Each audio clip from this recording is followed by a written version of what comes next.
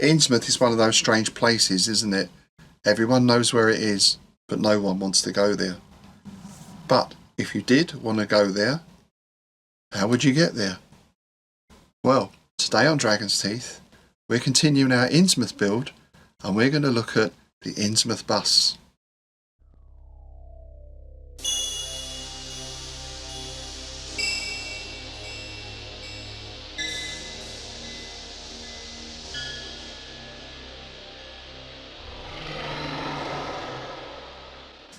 Hi folks, thanks for joining me today. Yes, the Innsmouth build continues. We're only a couple of weeks off the ILF and I've got tons of stuff to do, of course, not only organising the Innsmouth Literary Festival itself, but also finishing the Innsmouth build.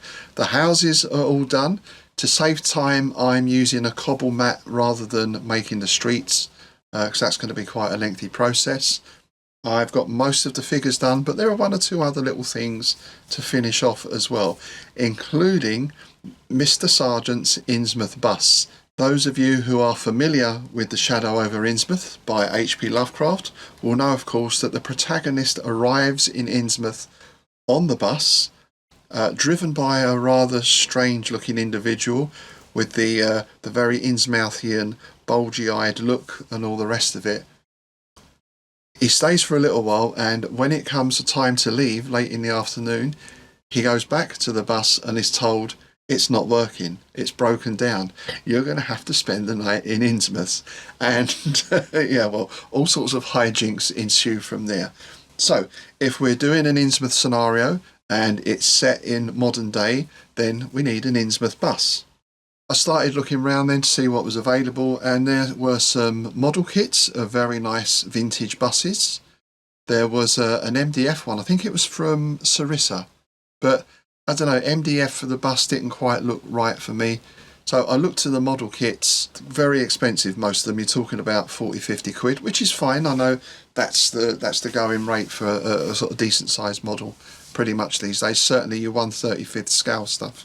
In terms of scale, I started looking at railway models because I thought railway layouts, they've got to have old buses in. So I went on eBay, looked at vintage buses, 00 scale, and got quite a lot of hits. Mostly corgi, die-cast stuff and all the rest of it. Found something suitable, sent off, but when it came, it was just a little bit too small. Now, I know figure size can vary. Sometimes figures now can be like 32mm, they're quite big. Some are 25mm, some even with that are a little larger or smaller.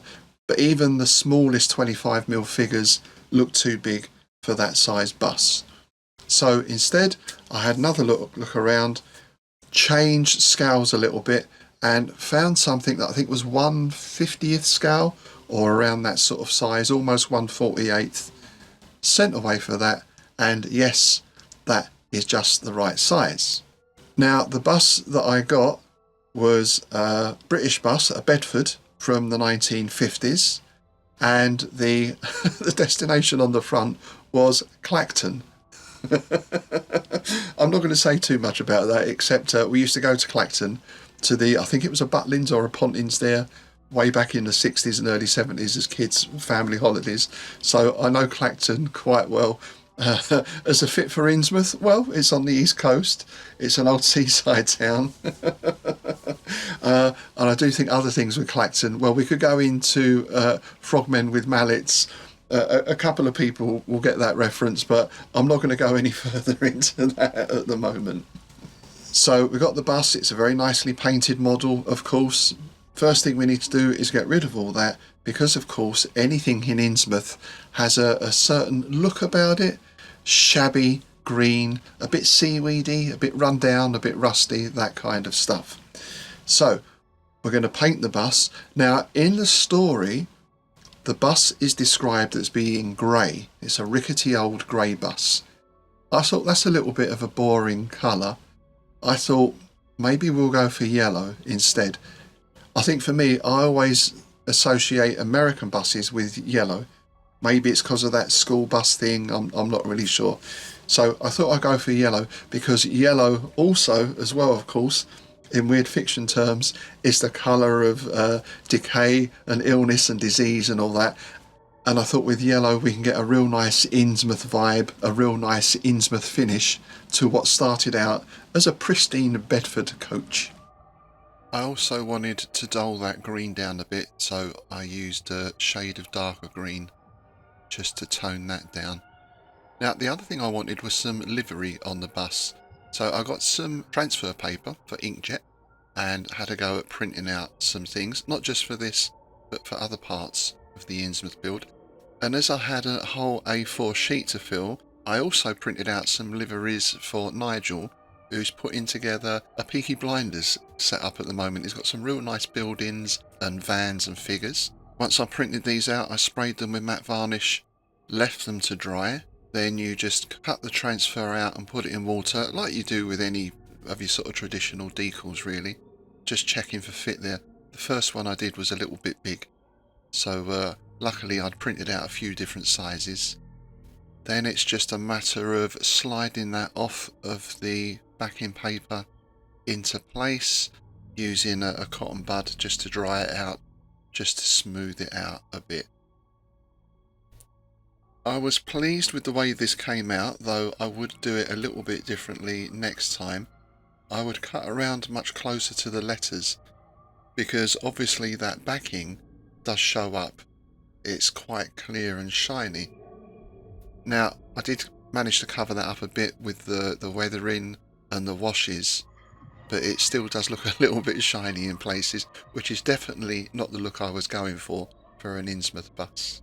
So for the weathering and staining, I'm using my regular Innsmouth wash. I put up how I made that a little while ago on the channel. This is great because you can really just slap this on all over, and when it dries out it gives a really nice, well, a really grimy finish. Nice isn't the word. Now if I had had a bit more time, I would have put a bit more detail into the weathering, put some rust on. Also, I wanted to make the interior look more grimy as well, but I couldn't take this one apart. Some of the Corgi die casts, you just have a couple of screws holding it all together. This one had these weird sort of rivets. I did look on YouTube, but opening it up would have involved drilling things out and all that kind of stuff. So, quick finish, a slap of the Innsmouth wash. I then put on some PVA glue here and there, particularly around the windows, just to add some dust and dirt. And here is the finished item. So yeah, a little bit shiny around the lettering there, but I'm pleased with the overall effect. And that's going to do the job, parked up in the middle of the Innsmouth build. In fact, it's actually going to be an objective for one of the scenarios. The escape from Innsmouth scenario, you have to get to the bus, and of course it might not start first time. And if it doesn't, well, Mr. Sargent is going to be along to let you know what he thinks of the situation. Speaking of which, I've been painting up the figures as well, of course, for the build. So let's take a look at some of the friends and foes you can expect to meet in the cobbled streets of Innsmouth.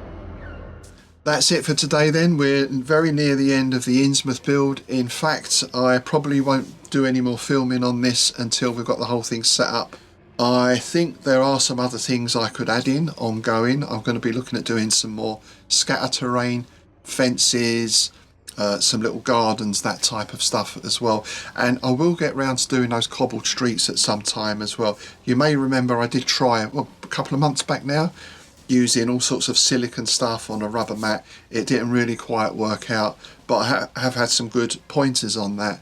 So I will give that another go when I've got a bit more time. Thanks again for watching. I hope to see you in Innsmouth. If you haven't already, please do like, share and subscribe. If you don't, I'll set the deep ones on you.